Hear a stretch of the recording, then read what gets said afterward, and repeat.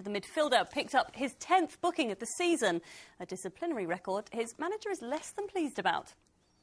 We give players the benefit of the doubt once or twice, but 3 or 4 yellow cards for a massive part of the season, enough for us to be missing an important player. But Grant's got no one to blame but himself, and he's getting very little sympathy from me, let me tell you. I'll bet. Now, fish and chips lovers in Essex can rest assured that when they ask for cod, it really is cod they're getting. Essex Trading Standards officers have been visiting fish and chip shops across the county to check that cod is not being substituted with a cheaper alternative, like pangasius or Vietnamese catfish, which is half the price. All the chippies, though, passed with flying colours.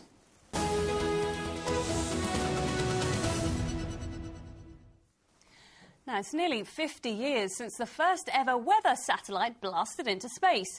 But now another giant step forward in forecasting is being developed right here in our region. It's a new satellite called Aeolus, and it's being built by the Stevenage space company Astrium. It sounds a bit like something out of a spy film, doesn't it? Because for the very first time, it's going to use lasers to look for wind patterns. Very exciting. Rhiannon Mills has been to find out more.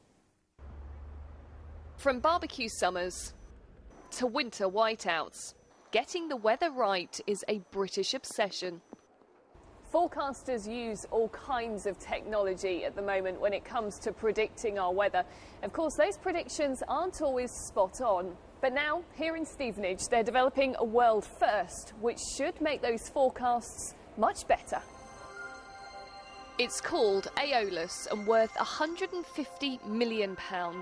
Astrium have been working on the satellite for 7 years. The lasers are what make it special. Not quite James Bond, they'll monitor wind patterns, sending back to Earth information that experts have never had before. The obvious one is Michael Fish with his slightly wrong hurricane. At the moment, wind speed is measured generally with balloons or some ground-based lidars, and that only allows you to have data above the land generally. This, as it's space-based, will allow you to get measurements across the entire planet. The data would come down within 90 minutes, and so you could get a lot better short-term weather forecasts. They've certainly come a long way since this. This experimental weather satellite means that man's vision is no longer limited to looking up at the clouds gathering above him. This was Tyros 1, launched by the Americans 50 years ago. A simple satellite that looked at clouds. The pictures weren't great, but it did change forever the way that we study the weather, launching technology that our team at Anglia couldn't do without. Satellites are very important to us. It tells us what types of cloud are floating around, and that can give us a good indication of what type of weather we can expect. And it'd be really difficult to do our job without them, really. Since 1982, Bob Graham's been working on weather and climate satellites. There's never been so much information around, but unfortunately Bob doesn't think that forecasts will ever be 100% right. These new satellites, they're going to improve things? Well, I don't think it's down to the satellites as such. We provide the satellites which provide the data, then it's the interpretation. And with all things, you can never be exactly precise in your projection or your future forecast. But I think in terms of looking at what's going to happen today, tomorrow and the day after, a lot more improvements than we've had. It's still a year until Aeolus is sent into space. Only then will we know if this new information really takes off with the experts. So, whether you like it or not, it may always be best to keep packing that umbrella just in case. Rhiannon Mills, Anglia News in Stevenage. Who'd be a weather forecaster, right? I know, tricky job. Now, Rhiannon Mills didn't actually have to get dressed up in that kit, but she just loved it so much she has felt the need to What, just... the hat? Oh, I loved it. You couldn't get her out of it, could we? Now, we all know the saying that the best things come in small packages. But for one man from Northamptonshire, this isn't strictly true. Yes, for Clive Bevan from Wellingborough, listen to this, size really does matter, especially when it comes to his veg.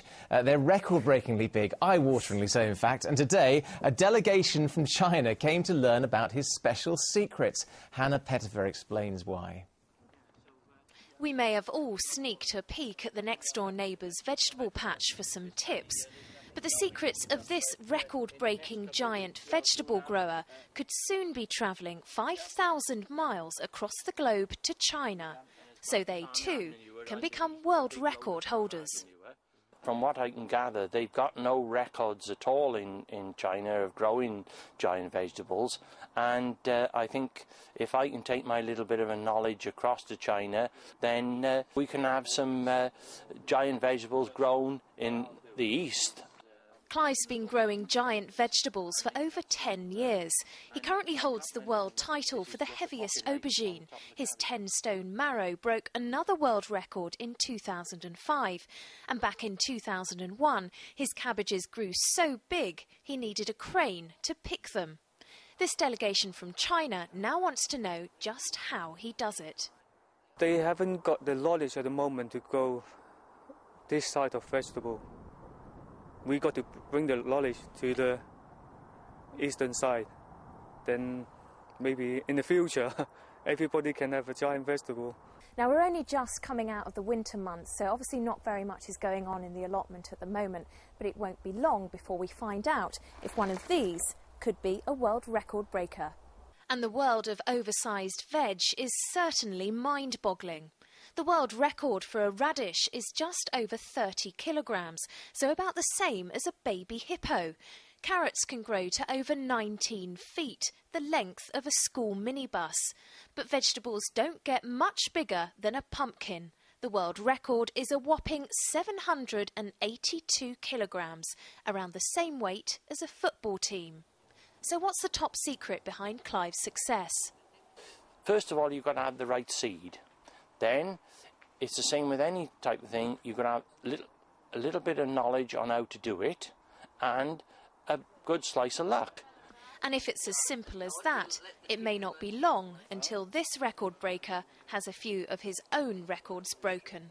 Hannah Pettifer, Anglia News, Wellingborough. If you haven't got a 19-foot carrot, you're nobody, are you, really? That. 10-stone marrow. Imagine the stews you could make with that. A lot. Well, from giant veg to a big mailbag, we've been swamped with your thoughts on the dangerous dog story we ran earlier in the programme, following the suggestion that all dog owners may have to have them microchipped and insured. Time for a quick look at just a few of them. Gabby Walden writes in to say perhaps it should be the owners who should be insured and microchipped. She was bitten by a dog and blames the owners who say she had no control over it. Helen Miller from Peterborough thinks more dogs will be given up for rehoming as owners won't be able to afford the insurance. Now, Stuart Richardson from Dunmow in Essex thinks the government is penalising responsible owners. He owns 3 dogs and says we are now a low-income family, so the last thing we want is another form of tax. Good point there. And Tabitha from Braintree says there will be people out there that will not do it and get away with it. She adds, even though money is tight, I love my dog too much not to do what the law says I have to do.